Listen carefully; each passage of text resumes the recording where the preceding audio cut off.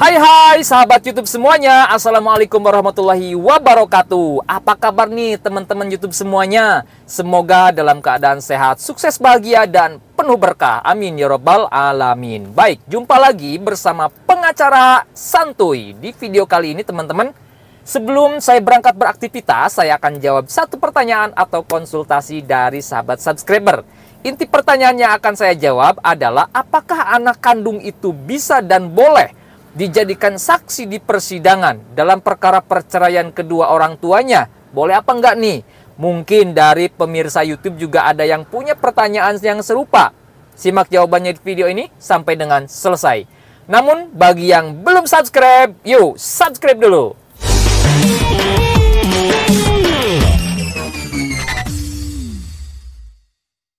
Baik sahabat subscriber, para pemirsa YouTube, di dalam perkara perceraian yang diproses di pengadilan agama, tentu ada keharusan, bahkan wajib, bagi seorang penggugat ataupun juga pemohon untuk menghadirkan saksi-saksi, minimal 2 orang saksi. Karena saksi merupakan salah satu alat bukti di dalam sidang pembuktian. Terkait dengan perkara perceraian, keterangan-keterangan apa aja sih yang diperlukan di dalam persidangan?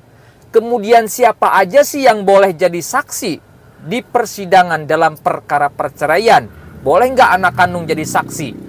Baik, akan saya jawab satu persatu ya teman-teman. Terkait dengan keterangan saksi, di dalam persidangan perkara perceraian, biasanya majelis hakim akan bertanya dan menggali keterangan-keterangan dari saksi-saksi yang dihadirkan.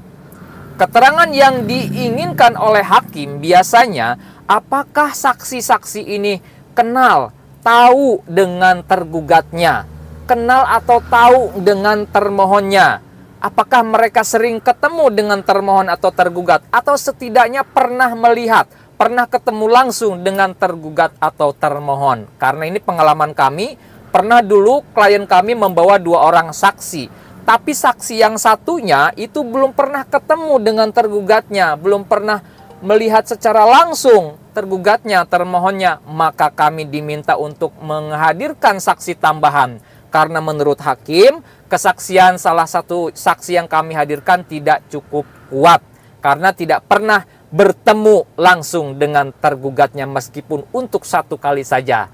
Kemudian keterangan selanjutnya adalah, apakah saksi juga tahu kapan para pihak ini dulu menikah, di mana mereka menikah, setelah menikah mereka tinggalnya di mana, kemudian sudah punya anak atau belum, kalau sudah berapa orang, siapa aja namanya, itu juga biasanya ditanyakan. Kemudian pertanyaan selanjutnya, apakah saksi ini tahu apa masalah yang terjadi antara penggugat dan tergugat atau pemohon dengan termohon? Apa saja yang diketahui oleh saksi terkait rumah tangga pemohon dan termohon atau penggugat dengan tergugat? Kemudian juga biasanya hakim juga akan bertanya, apakah pemohon dan termohon ini masih harmonis atau tidak? Apakah masih hidup dalam satu atap atau tidak? Atau sudah pisah rumah? Kalau sudah pisah rumah, berapa lama mereka sudah pisah rumah? Itu adalah di antara pertanyaan-pertanyaan yang sering ditanyakan oleh hakim kepada saksi-saksi dalam perkara perceraian di persidangan di pengadilan agama. Kemudian, yang bisa menjadi saksi dalam perkara perceraian di pengadilan agama itu boleh dari lingkup keluarga. Boleh orang tua, boleh paman, bibi, adik, kakak, ipar, atau sepupu, atau kerabat keluarga yang lain, itu boleh. Termasuk anak kandung, apabila memang perkaranya tersebut alasannya karena sering terjadi pertengkaran, percekcokan, di mana yang tahu atau mungkin yang pernah lihat hanya orang yang ada di lingkup rumah tersebut, di keluarga tersebut, misalkan hanya ada anak kandung, maka itu boleh dijadikan saksi. Namun itu kebijaksanaan hakim, kewenangan hakim untuk menerima atau tidak saksi dari anak kandung. Biasanya nih, kalau misalkan masih ada saksi yang lain, entah itu orang tuanya, paman, bibi, adik, ataupun juga kakak, ipar, atau sepupu, maka itu yang akan diprioritaskan. Mereka yang akan diprioritaskan untuk diterima menjadi saksi. Tapi kalau misalkan orang tuanya nggak ada, kerabatnya sudah tidak ada karena mungkin merantau, kemudian terjadi cekcok, perselisihan, sering bertengkar, dan yang melihat hanya anak, maka anak boleh dijadikan saksi. Namun tentunya anak tersebut juga harus sudah dewasa.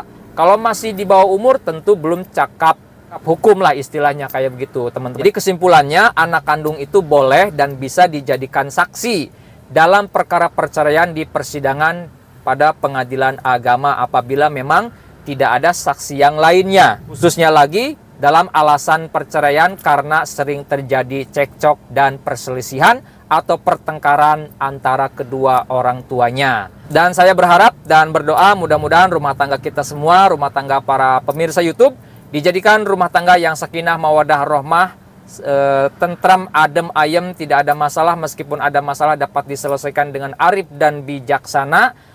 Dan apabila video ini ada gunanya, ada manfaatnya bagi masyarakat, yuk dukung channel Pengacara Santuy Official dengan cara subscribe. Sampai jumpa di video-video selanjutnya. Assalamualaikum warahmatullahi wabarakatuh. Don't ever slow up, no I don't take shit, I got no love for the fakeness. If you wanna play tough and wanna